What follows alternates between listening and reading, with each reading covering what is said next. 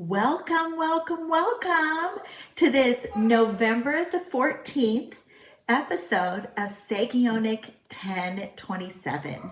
Today, I'm very excited to have one of my dear friends, Kacey Birch, born and raised in Eastern Oregon.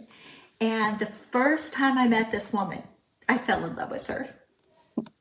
And I have been waiting for years for the opportunity. When was I going to get to take this woman in her genius mind and display her for all of my global friends so that they too can glean from the mind that's been placed within her? So, Kacey, tell us a little bit about yourself, and then we'll go from there. Just give us a little backtrack. You don't have to go too personal, not TMI or anything like that. Okay. So tell us a little bit about yourself today. Thank you, Shawn. You're one of the most warm and generous people that I have the pleasure of interacting with. So I'm super happy to be able to talk to you a little bit today as well. Also, so I am a mom of three. I am a homesteading, homemaking, and homeschooling mom of three, and I live in the mountains now of northern Idaho, where we have a farm and we're working towards more sustainable food systems and more local food systems. That is where I'm at right now, but that is all new to me. I grew up in Eastern Oregon, but lived in cities for most of my adult life, and I ran a 24-hour coffee shop for quite a while, over a decade in downtown Portland, Oregon. And so I've just made this huge life switch from city, suburban, urban life into rural living on a farm. Now, some people would say, what possessed you to do that? And others would say, were you motivated? What was that? What drew you that direction? Well, you said you're married. So Yes. What drew you and your husband that direction? Well, my husband, fortunately, has a lot of the same patterns that I have, and we very much go with the flow of life. And when challenges arise, we try to make the best of that. And we're guided by intuition. So there was no plan to do this. We had always had the dreams of living more in nature, or more in conjunction with the earth and the natural rhythms, and being more closely connected to our food systems, but we had no plans of it. And then COVID happened, and that created an opportunity.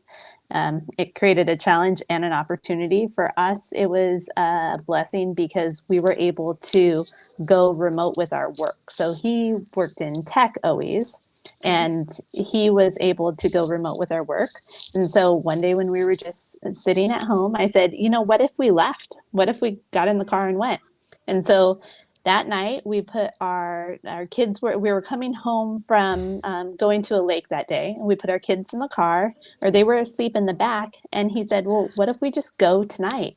And so we went home and we got some blankets, and we threw them in the back of the car with no real idea where we were going. And we just started driving east. And then when we got to Oregon, or to Idaho, I called my mom. I was like, do you think we should go north or south? She's like, go up north. I think you'll like it. So we just started driving with no plan. We slept in our car that night in the back of the car with three kids. And thankfully we had a big SUV at the time. And we just started driving until we got to the most beautiful place we had seen, with mountains and lakes and clean air, and far away from what we thought was really anything. And we just said, yeah, this is great. Let's just pick up our whole life and move here and do this. And so we're just really guided by a whim. And then we just continued to follow like the opportunities that presented themselves. So it was really a big exercise in faith, and just kind of trusting the plan. And everybody along the way was really telling us that we were crazy to do this. And why are you just leaving? We had just bought a really nice house in suburbs, very close to you. Okay. And we had only lived there for a year, but we just kind of took the opportunity to go a different direction, and we just went all in with it. I love how how you know how there's a saying that says great minds think alike, okay? Yeah. And how I love how you even use the verbiage intuitively because it Yeah. was in you, it was in your husband, which basically brought your brains in one accord, right? We couldn't very well take our forearm muscle and slice it in half and place one half of the muscle over here and one half of the muscle over here and expect our hand, put my hand in here, and expect our hand to be able to go like this, Right. right? We couldn't because it wasn't intended to do that. So I like how you say intuitively. Intuitively, it's like, you know, because really, if we think about it, subconsciously, that thought was already in you and that Hmm. thought was already in your husband. Yeah. So when you brought it up, okay, so now okay, let's just play with this for a second because Okay. Shawn over here likes to think, woo, right? Yeah. I do I'm too. okay to think way out there. Okay, Yep. go back in your Okay. life, and tell me if with this in mind, right? Intuitively speaking, you were Yeah. intuitively led. Go back and see were there any patterns in your life that made you think, oh, oh, wow, oh, that would be amazing. Can Hmm. you recall any of those moments? Yeah. Well, we were on the brink of doing something similar, but in the city, and it didn't work out. And at the time, it felt like a loss, or like we were on the wrong path because it didn't come about. And now that we're further along here, we see that if that opportunity would have came through at the time, it would have trapped us in a way, in a lifestyle that wasn't this full expression of what we both intuitively had, that kind of subconscious, like that Yes, vision in our yes. head. So it was probably about 4 years earlier, we had found a little parcel of land in Portland that was 8 acres. And we had this idea of um, permaculture and farming Yeah, and yeah. growing our own food and raising our kids, knowing where their food came from. And we were really on the fence about that property, but it ultimately didn't happen. And we were in kind of partnership with some people that we were going to partner with on that, which at that time felt like a huge loss because we had those feelings of, is this ever going to happen, or is it going to work out for us, or is it right? And we kind of had given up on that a little bit at that time because it didn't come through.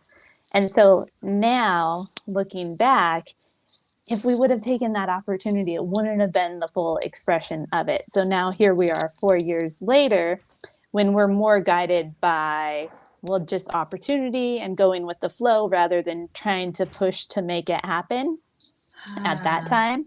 And now we're, we're doing it like on our own within community with like-minded people around us and great neighbors, and everything just seemed to work out. So there are those times where I felt like now is the time and I should push as hard and I should force, and things don't work out.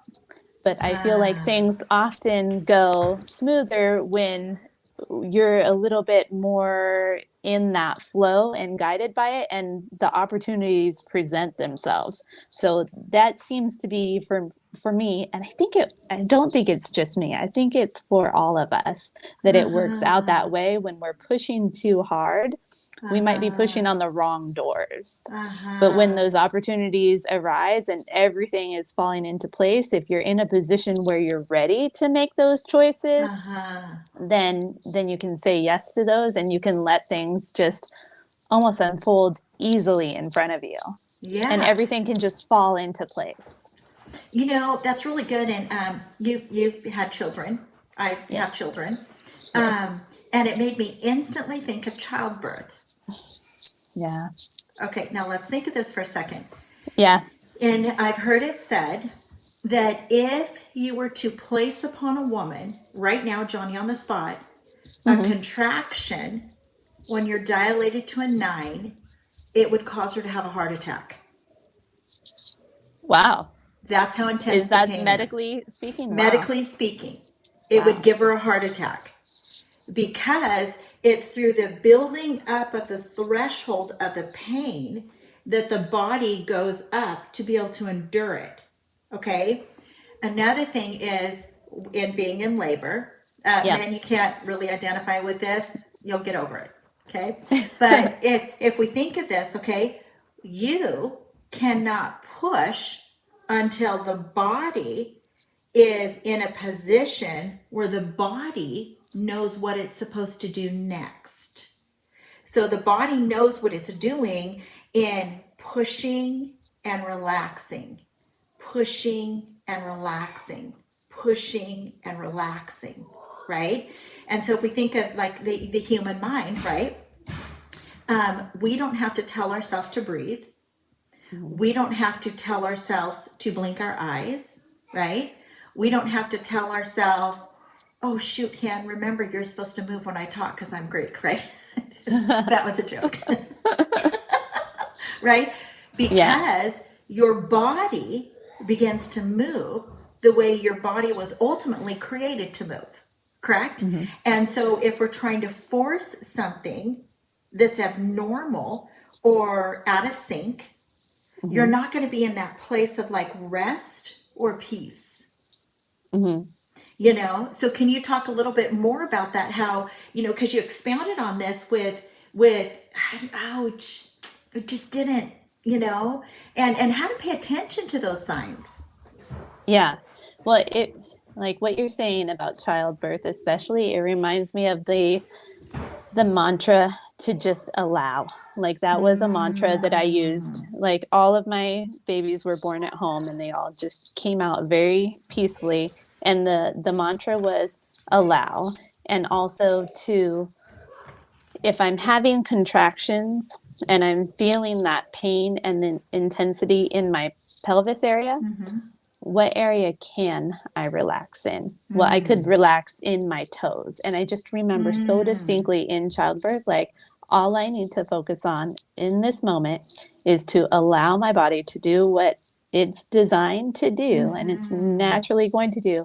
But what part of my body can I relax? I can relax my toes right now. So I feel like that can apply to many other situations in life too, of if you can't, if this area, if you have a dream about a home or a business or a partner or something, allow that part to happen and find what other areas can you relax yourself in. Maybe if you're trying to get in alignment or manifest or bring about a home, and it's not happening, maybe just allow that piece but relax the other pieces, and that's kind of the preparation piece. At that time in my life I couldn't make the property and that dream happen, but what I could do was just allow and relax the other parts of me so that I would be prepared and be ready when the opportunity did come about. I don't know Yeah, if that that's makes it, sense, but it makes absolute sense because it also like stand down. Okay, let's think of military terminology, right? yeah, And at ease, right? Stand down yeah, at ease. You don't need to be in the warrior mentality mode yeah, 24/7 because that would cause havoc on the human body. And okay, so now let's call this is called keeping it real. Ladies and gentlemen, look at the face, the calmness associated with a woman who has 3 kids, she's homeschooling, and has created a total lifestyle atmosphere. And you don't see bags under her eyes. And I guarantee you, she didn't sit around doing nothing today. She we is, no, if only you knew what we did today. we're going to get there. We're going to get there. Yeah, Day in the life of Kacey Birch on the home front, right? We're going to get yeah, there. But this is huge because you are a woman who is at peace and at rest almost Like she is tuned in to how it is that she was created to function. That's beautiful. You can't make this stuff up. You can't. You Thank you. can't. You cannot. You cannot. You can't. Okay, there's a terminology: fake it till you make it. Right? Yeah. You don't represent a facade. Okay, so this is And also, you beautiful. can't deny it once you feel it, too. If you Yeah. know you're on the right path, there's nobody could talk you out of it or argue with you, or people can say all day that what you're doing is crazy. But if you're in that space of this is all in alignment for me and for everyone around, Yes. then there's just no denying it either. Yes. When you feel good about what you're doing, Yes, yes. And you know what's it so fills you up. amazing? Because of what you just said, it fills you up. I like that. It fills you up. It Yeah. fills you up. I heard one time somebody said, when you're doing what you were created to do, that is when you're most at peace and the Mhm. happiest. The happiest, right? You're in Yeah. your zone. You're in that happy zone, right? Um, so if and I also it also made me think of somebody in 2000. Somebody introduced me to a study, and in the study it said if you have a vision or a dream, right, that you can Okay. accomplish it all by your little old self, it's probably not that what you were created to accomplish. But when your vision is too big for just yourself or only centered on yourself, right? And not how it's going to impact the communities around you, right? Or others, how others can come join into it. This is the vision or the dream, right? And B, people will be brought into your geographical relational atmosphere in order for something to be accomplished. And you're That makes seeing so that much now. sense. Yeah. That makes so much sense. So take it from there. Give us some more tidbits. Yeah. Um, so that's really awesome. And I think that this bigger vision and how people come together is also one of the things that can fuel me to keep going too.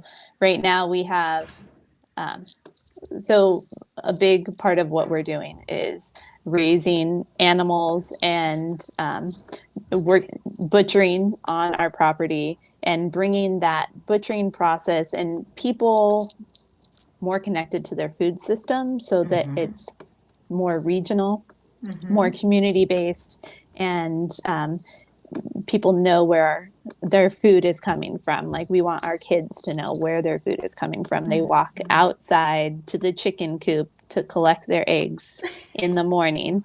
Um, and as we're saying this right now, our community is the only way that we're getting through this season right now because it's harvest season. We Okay. did 200 chickens. We did 25 turkeys, and we are in the process currently of doing 3 pigs this weekend. My husband's outside with friends right now, and they're skinning the pig and getting ready to process it in 2 days with our families. And there just happened to be a friend here today, right now, to watch my kids downstairs because she's here with her husband to help process the pig. Oh. And then our house is busy because we also have friends who are coming over to pick up coolers because we're going to go help them process 70 birds tomorrow. So, like, with all of this, there's no way that it can be done alone.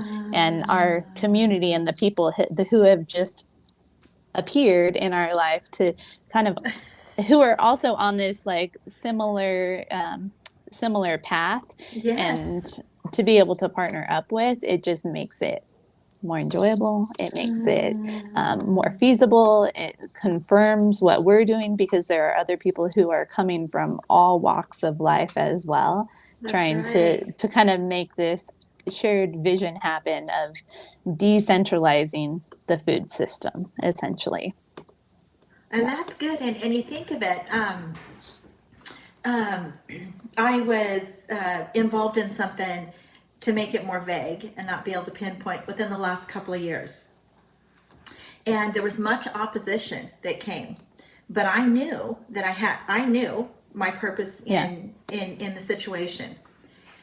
And at the very end of this, I call, I've got to stay more vague, Shawn. At the very end of this situation, somebody had came up to me and said, way to be a forerunner, right? So if we look at human history, anywhere where there was a forerunner, right? It is somebody that has been willing to stand up against, I call it negative Nancy's, right? Yeah. So can you tell us how you had to overcome some of the negative Nancy's in your life even now, right? Without naming names. And how did you face it? And then how did you step over it? Or how many times did you have to rip those signs down that kept trying to talk to you in your mind? Oh, that's such a good question. I feel like you are the epitome of this. Like you are such a good leading example of just doing what you know is right and going out there so proudly about it. That's where I struggle is I don't struggle with whether I'm going to do it. I don't let those negative Nancy's affect me at all about Okay. whether I do it, but they do affect me in whether I share anything about it out loud. And so when they start affecting me, then I'll shut down and I will keep going on my own, but I won't be out there with what I'm doing. And so that's been the big challenge over the last couple of years because there are definitely people who have told us we're completely crazy. You have no experience. You have you've never lived in harsh winters. You're going to be there for the first winter and you're going to leave, or you're going to, every kind of thing that could go wrong is what people sometimes like to focus on. And I just don't find any value in that. I don't, of No, course. no. And so and this happened with my coffee shop too. So I Okay. approach everything as a learning experience. I didn't go into the coffee shop, for example, thinking I'm going to build the best business ever. My thought was, I want to learn about business. So I could either go to school and I looked up, this is how much it would cost me, and this is how much time it would take in order to get my MBA. And I would walk out with the book knowledge of how to do it. And then I would still need to go and start a business if that's what I wanted to do. Or I could invest that same amount of money and that same amount of time into running a business with the thought that maybe at the end of that time, it all fails and I have nothing more other than the experience and the knowledge, because those are the things that people can't take away from you and you can't really Ah, buy from anyone else. So that's uh-huh. kind of how I approach it is I'm very comfortable with failure. Maybe they say, "Oh, you'll fail." Yeah, I might. That's okay. But if I have that experience, I will be so much farther ahead because I will have gained experience along the way that can't be taken away. Failure is not a bad result. If you, like, in my mind, if Okay. you fail at something, that just means you've invested a lot of time into learning something. You need to walk away with a lot more experience and knowledge, and you'll know maybe how not to do something, which is extremely valuable also. So if people are negative Nancy's and saying you're going to fail at this, maybe just agree with them and say, yeah, I might, but it's worth the risk. And I will walk away with experience and knowledge that I wouldn't have just by That's sitting on the right. sidelines and not doing That's anything. right. That's right. And if you think of it, because three words came to me when you were sharing just then, and that is reasoning, right? Intuitive reasoning and cause and Mm, effect, right? You can't unlearn what you've yeah. learned. You Hmm. can't. You can't. Yeah. And when I met you. I think you were selling something. Is that how we met? You were selling something Hmm. on Facebook, and then Yeah. was that what it was? And Yeah. then The makeup. yeah, the makeup. No, it was before the makeup.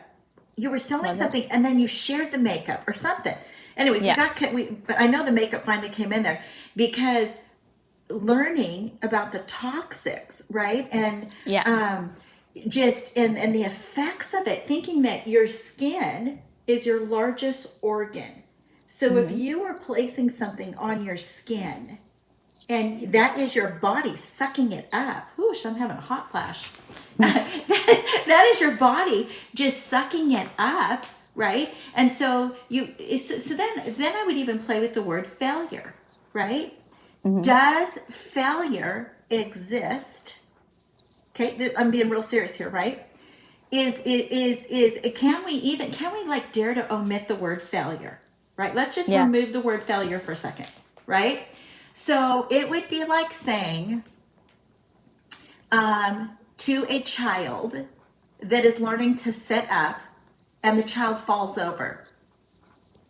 And if you were to share scorning words with that child, what kind of a parent would you be, right?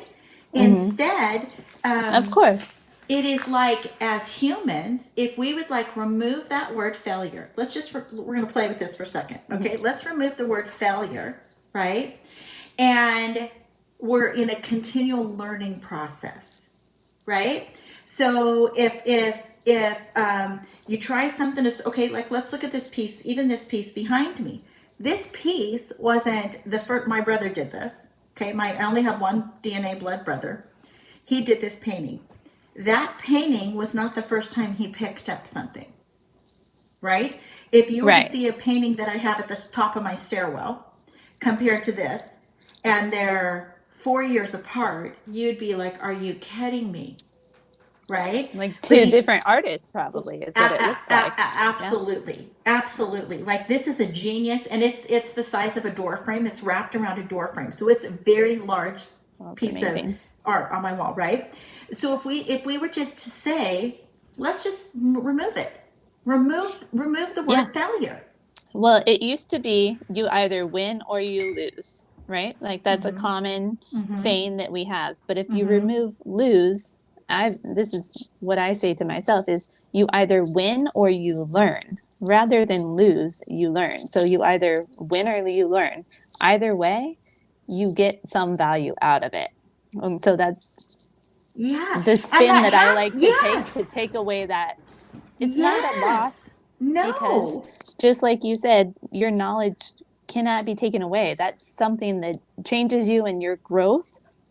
I feel like that's what we go for always. Like it is in our nature to grow, just like it's in yes, a tree's nature to grow. They don't yes, think about how tall am I going to be? Am I going to be the tallest tree in the forest? It just grows. It takes the sunlight in that it gets, it takes the nutrients in from the soil, and it grows as far as it can. So, like having that same kind of mimicking nature, because we are absolutely a part of nature and that's similar to right. nature, and we've separated ourselves so much from it. But when I spend more time in nature and observe how things grow, I see so many similarities That's with us. right. That's And right.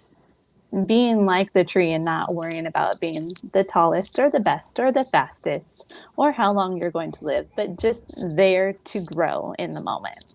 That's right. That's right. That's really good that you say that. And Sister Shawn over here thinks of silly things. So I learned one day that if you let's say your feet are sore, right? You Okay. can chop up organic onions, put them in a Vitamix, add some cold water to it, and soak your feet in it. Do you know you feel like you're a 4-year-old kid that can run and leap again? I have never done that. I and I because I thought one day somebody said just put them on your feet and then jump in bed. And how do you get in bed with and block that smell? And so Yeah. that didn't work, right? Or put it Okay. by your nightstand, right? So I'm like, I'm just going all in. I'm gonna grind Yeah. one of my You're going to Vitamix. paste it. And so you know how you have the big metal bowls, right? Big Yeah. stainless steel bowls, right? Mhm. And so I put 2 organic onions with some cold water, ground it up in my Vitamix, and soaked my feet in it. It was like, oh my goodness. It was like amazing, amazing, amazing. Okay. I'm definitely trying this. I'm telling you, it is, and it's nature. Yeah. It's nature, right? Mm-hmm. And so if we think of like nature, you will hear people say like headaches or whatever, right? And my brain thinks, oh, well, just take turmeric from your naturopath doctor or make shots of turmeric with Meyer lemon, right? Yes. And just down them. So there's Yeah. so many things in nature that we can naturally use. So can you give some of your own Mm-hmm. spin on what you've discovered in going all in? On those things, on nature On things, just because whatever. I have tried the and it has helped a lot when my kids have a little cold or a Okay. sickness or something. I have done that with garlic, and I've taken the garlic paste and I've put it on their foot, and then I just put socks over it to Okay. hold it on there when they go to bed. Okay. And I've seen it help like overnight. Yes. And so I feel like the garlic does the same thing. It's the antiviral and Yes. it pulls things out. So that's great. Okay. And now you know about the lemon. And it might even be I'm something gonna fun try for them that. to stomp it. You might put a little bit in the bathtub, let them stomp in It's it. kind of like the wine making for them, for Yeah. kids with onions in the bathtub. I could definitely see that being fun. Yeah. Yeah. So if you were to like encourage someone, and how do you take here, or how do you take it from the paper, and how do you begin? Like, what would be a number one step? Well, okay, so obviously, let's think of this for a second. If you're a married couple, okay, it would probably be against nature, if we just think of nature, if Yeah. you were trying to be adamant to rip one direction and the Mm-hmm. other partner was like, yeah, I'm not seeing that. Mm-hmm. Yeah, absolutely. That's obvious. That's going to create tension. Uh-huh. And then you're working with tension in your plan, which is always going to be less than in flow. So, um, for someone who is ready to make that step, um, some things, I mean, there's a million things that you can do, and there's Uh-huh. not one right answer. And I think remembering that is helpful. Everyone has a plan that they can share with you of this is what worked for me, Uh-huh. but it doesn't mean that's the only way that would work for someone else. So your your nature is to be on your own path and in flow. And so trusting that your path is going to present itself to you is a big part. And I think the biggest piece is getting really still and comfortable and relaxing yourself so that you are in a calm state and you're ready to see those opportunities, because those opportunities come like little inspiration light bulbs. And if we're too busy and unfocused and uncentered and focused on the wrong goals of impressing people or about personal success only, or distracted ideas, then we're not able to be in that calm state where those little light bulbs come off to tell you this is your next step. So I think any sort of practice to get yourself in your body and calm and relaxed is always helpful. And then one of my favorite things to do, and this is how it kind of came about with this property, is for me, I have so many ideas that are running around in my head all the time. My mind is always going. And so, I just raised my like, hand. yeah. So for me, it feels like I can physically get them out of my head when I write them down. Then they're on the paper, and I don't feel the need to let them mull and mull and mull over and over again. So I like to write everything down. And if I have an idea like, oh, wow, well, we could possibly move somewhere and we could find this farm. What are all the things that I would like to see that would make it that really magical, like perfect, special place? And I wrote all of those things down.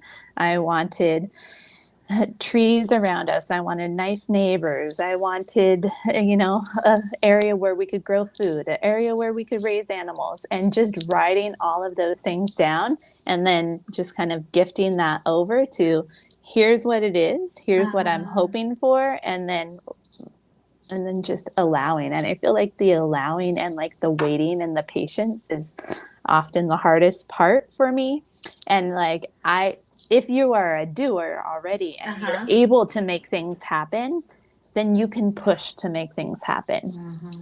And you can. And so balancing that desire of like, well, I can make it happen right now versus, or I could wait and allow that opportunity to present itself. And finding that balance can be really, really tricky. But when I have, when I get these ideas out of my head and onto paper, then I have something to test it against. So when there's an opportunity that comes up and I have to decide, is this the one that I push for and give everything to, or am I pushing too hard? I can match it against, I can hold it against that list that I already Uh-huh. have written down when I was in my most calm, centered, well-being state. I Yes, wrote down what those things yes. are, and then I can see if it matches or not. And I can see, no, with this one, I'm giving up too much. I'm just trying to push to get it done now rather than getting it done in the right way.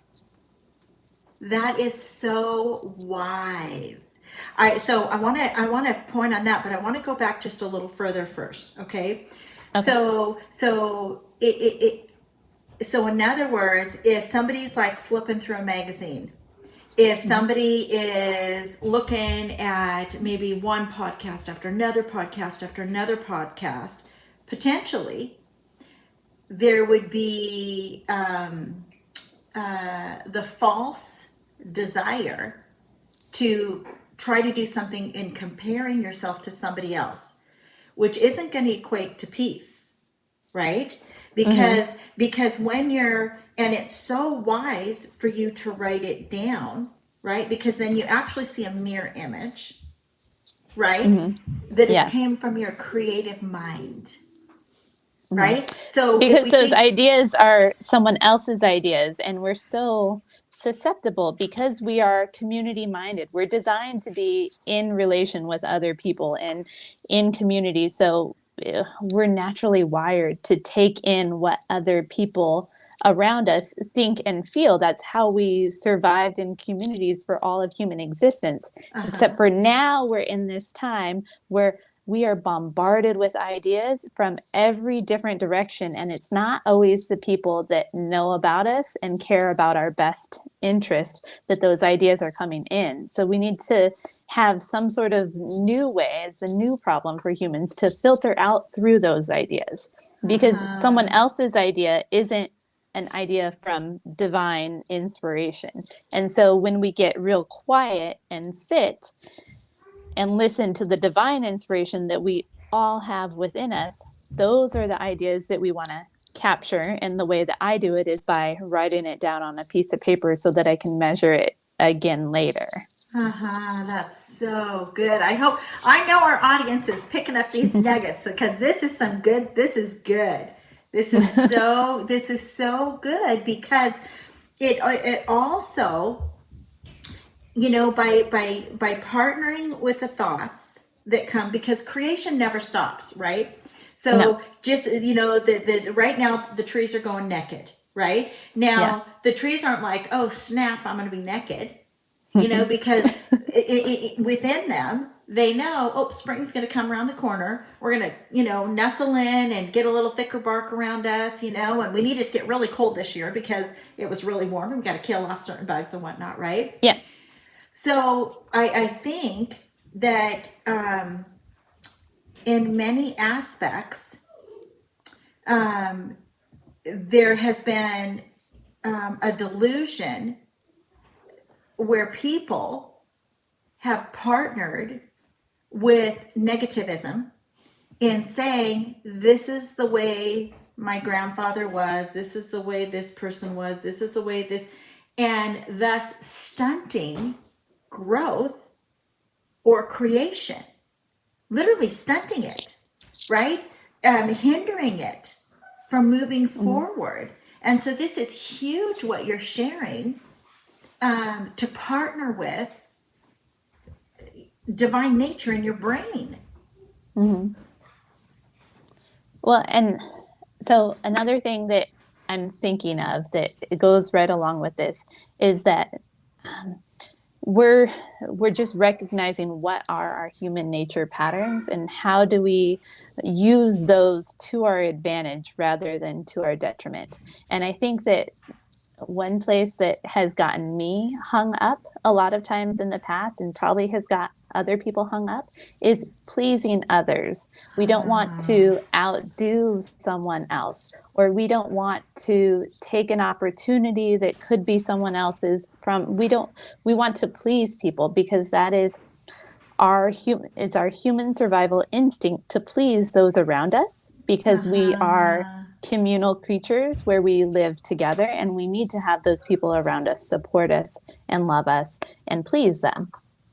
But I think often we think that doing what are those inspirations and those divine, like intuitive thoughts come out is that it's not in the best service of those people around us. But I would argue that that's the only and the best way to serve everyone else around us is by being in your true, authentic flow and your being on your true, authentic path, whatever that is. So by following these inspirations, I think you're doing the best service that you possibly can to the community around you because maybe you are an inspiration for someone, or maybe you're just not operating in a state of, like you were talking about in the marriage where you're going two different paths. There's tension and there's conflict there, and no one is served by conflict. We're all served the best by being in a state of, like, love is the highest vibration emotion that we can have. Right. So when we are in love with what we're doing and the people around us, then I think that's how we serve the people and care for the people around us the best, is by being in that state of flow. That's right. I like how you said that the love is the greatest vibration. Okay. So now let's think of the human body. If you are in a state of striving or conflict, it is proven fact that that's where sicknesses come from. Because your body is not in that restful place, mentally, physically, or spiritually, that you were created to be in. Yeah. You know?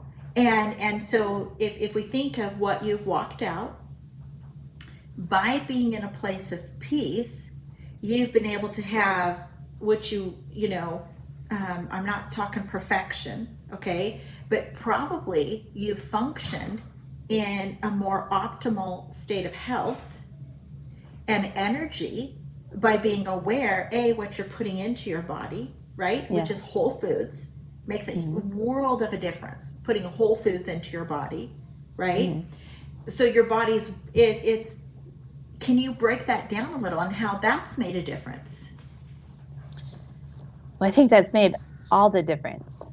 And it's really interesting. Like, I've seen, when I see these things, it makes so much sense to me about how when we are in a state, like you said, of conflict, that it creates dis-ease in our body. And that's where sicknesses come from.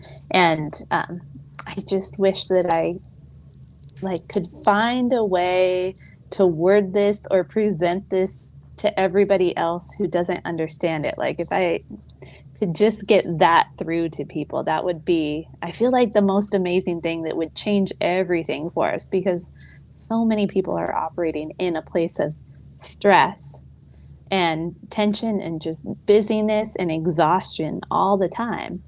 And so we've really slowed down by coming out here to this property, and they've done really interesting research with the gut biome and how your microbiome changes based on the environment that you're in. So by being in nature, your microbiome changes and adjusts to that biome. So the more that you can get near water or near trees where you can breathe in fresh air, it physically changes you on such a huge level of your body. And so we just left the city and now we are out surrounded by nature, and that's what we do all day, and it has helped. I mean, I believe that our health is better, our energy is higher, our attitudes and our ability to deal with each other as a family in a positive way is easier. Our health seems to go easier because we're far from town, so we Mm-hmm. make all of our own food from scratch, which we mostly grow here or raise here, and so the food comes from a little ways outside of the door for the most part. And we haven't been sick nearly as much, but I think more than just sickness, it's like your joy of living every day Mm-hmm. today is Mm-hmm. what's really valuable. And if you're sick, it's just hard to have the energy to act on those inspirations that you get or enjoy yourself. So Yeah, that's good. yeah, So, it's been a so huge blessing. yeah, and so think of can you like um okay, I've never adopted to that word diet, D-I-E-T. Okay. Okay. So let's just throw that out the back door. Okay. Hmm. And so let's go change of lifestyle. Let's Yeah. go, no, I'm not going to eat something that's filled with 600 ingredients. I'm going Hmm. to eat this over here, right? Yeah. So for viewers, for let's say moms or dads that are out there listening to this right now, what are some steps that they could make, because they are the ones that are going to change the atmosphere, so it's not just mom doing it. Hmm. Because I know when I can make pinto beans with, put the jalapenos and the pink salt in there and my onions, some bacon grease in there, and it is, Yeah. I would hands down eat that with some fried eggs on top over something over here, and you feel Yeah. better. So Hmm. can you change, can you share how can somebody begin to implement something different in their home without being, oh, mom's doing. Um, that's a good question, and it kind of touches on an area where I want to be careful because it depends on where you're at, what the next step would be. And Okay. I think that a lot of times when we talk about whole food and eating organic and making all of these life changes to buy from farms and things, it's not always applicable from where people are at. And this Okay. idea that it has to be perfect in order to get there is the risk with anybody saying like this is the step that you should take in that Okay. regard. So I think that we can all agree that our food system and our health in our current society right now is suboptimal and it can be improved on. So any step in that direction is going to be the right step. Whether Okay. you are a single mom living in the city and buying all your food at Safeway and the meat comes from the CAFO industry or whatnot, the step that that mom would take would be very different than the step that I'm in a position to be able to take. Got And you. Got so you. I just want to be very clear that there's no right or wrong. And it's that same idea that growth is the goal and not Okay. measuring against one each other. But when I just made these huge changes for my family with our food and our eating, I think the easiest way for me to make those changes was about the excitement and the celebration of the meals. So we started cooking everything from scratch. We definitely ate out all the time and we had food delivered and we just made easy food when we were living in the city, and now everything is made from scratch.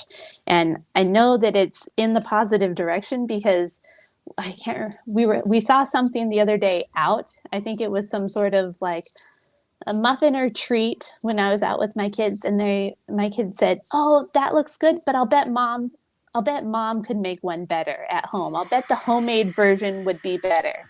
And I was like, that is what we're going for. The fact that you realize that Yes. like when we and so it's by making it a celebration. Like I include my kids, I bring them into the kitchen, and I know that if you bring your kids into the kitchen, especially if they're little, mine are, 3, 5, and 8, it is going to take longer. It's not going to get done perfect, and it's going to probably make more of a mess. But the opportunity to bring them in and create that meal as a celebration that the family all poured love in together is so much more valuable than having a clean kitchen or dinner on the table quicker or anything. So any sort of celebratory thing that you can do by including the kids or taking a longer process in order to get to the food and having that anticipation.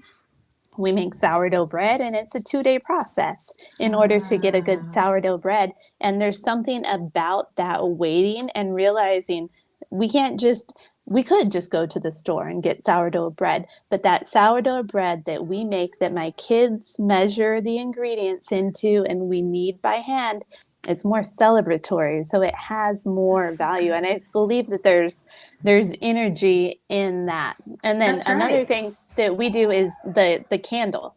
So we just started, now that the days are getting darker earlier, we light a candle at the meal. And my husband said, "Why are we doing this?" And I'm like, because it just makes it something special. And the kids are, whose turn is it to light the candle? And now we can't eat until the candle Oh, is lit, just because it gives it more. You're just celebrating the meal in different ways. So I believe that celebrating is something that anybody can integrate, no matter what stage of life or situation you're in. Is more celebration with your food helps for everyone to enjoy it more. yes, yes. That is so good. That is so good. And it also, um, with having the attitude of how you're going to create a memory for your Yeah, children, right? Not, oh, I've got to do this, right? yeah, Not that you never think it, sure. because you're human, We're right? human. And so you're going to go down that path, right? And we have a list of things to do. Yeah. Yeah, but to turn it into a memory for the children, right? Is really, you're the barometer. You're the barometer. You get to Yeah. decide, do you want it to be hot tempers in the house, or do you want Hmm. it to be an even steady flow? Like my Yeah. little meter behind us there that I can't seem to figure out how to get that out of the camera. Oh. But you have just given us so many different angles, to look at. And I love how you said, it depends. It depends on where you are, Hmm. and it made me think, okay, so what is, if you like little steps, just little steps. Is it, um, yeah, I don't want to insult the food industry, right? So whatever the little step is, and and what you've discussed today is teaching people to be intuitive to what is going on in their own mind, really, to tap into Yeah. the creative realm in their own mind. And you are a display of the peace, and that is beautiful. Thank you. You're a display of the peace, and that's the peace. Ooh, that's a play on words. I like that. That's a play. You are a display of the peace, PEACE, and that's of the peace. And that's That's the piece. and that's the Yeah. peace, Yeah. PIECE, that's needed. And everyone has that ability. Yeah, It's there already. It's just tapping into it and that's allowing it. right. That's right. That is so It's not good. something special that someone else has, that someone else got lucky or someone else worked hard for, or anything else. That is just our nature to be at ease. Yeah, because dis-ease is disease. Exactly. Yeah. Yeah. Well, we're so we've got about 5 more minutes. So I'm going to give Okay. you 3 more minutes. I just want you to just, like, if you were to speak a blessing over people, Hmm. right? That would encourage them to step into that place. That's what I would like you to release to the people today. Hmm. Okay. Well, I think giving yourself the gift of time to just shut off all other distractions and giving yourself that quiet moment to listen to those inspirations, because they're absolutely in there. And like I was saying, I feel like a lot of times when we watch interviews and we're thinking, oh, they're so far ahead, or oh, it all just worked out for them, or oh, I just wish, but that's not for me because I have X, Y, and Z problems, or I don't have the money or the time or the partner or the location or the career or anything. I think that that is just a distraction, and it's just our mind playing tricks on us. And really, like, we do have access to that in this moment right now. And it's just, I'll go back to the birth Okay. analogy of relaxing and something. What can you relax right now? Maybe you only have a minute a day to relax, or to get into your spirit, or to do a devotional, or to do gratitude, or have that feeling of love. I like to do this one where I wake up in the morning and I think about the people around me, and I try to spend just 30 seconds or a quick minute before I do anything else, before I check my phone, before I do anything, of just thinking about the people around me and thinking of their best qualities, because we're naturally, like, I think it's our human nature to think fondly of the people around us. So spending that time is just like giving a blessing to someone around you. Mm. And the benefit is that it also blesses us at the same time, because it puts us in a state of feeling love, and we feel at ease most when we're feeling that love. So when we're feeling that ease, then we're sending that out to those people around us. We're getting in touch with our true nature, and also we're reducing the chance and the feelings of dis-ease in our body. So sometimes it helps, depending on where you're at. It's easier if you're a giver, it's easier to give love to other people. So that's how you can get in that state of love. And sometimes we are focused on our own priorities and our own path and our own mission. And so by just being quiet in that time and allowing those divine inspirations to come up, they're all in there, and you have them, and they are within you, and everyone around you benefits from you being on that path. So don't ever feel bad about getting and spending the time to get on that path, because that's how I believe that you do the biggest service to those people around you and the community at large and yourself. That's right. That's right. And I put it'll show up that our motto is those who refresh others will they themselves be refreshed. So by you Yeah, mentally I love spending that. the time to refresh others, it comes Mm-hmm. back to bless you. And Mm-hmm. I like also how in this interview you didn't give credit to or discredit what your upbringing was over here, because regardless of one person's upbringing, there comes a time in a human's life where we decide, what do I want my future to look like? What do I want the future of my children to look like?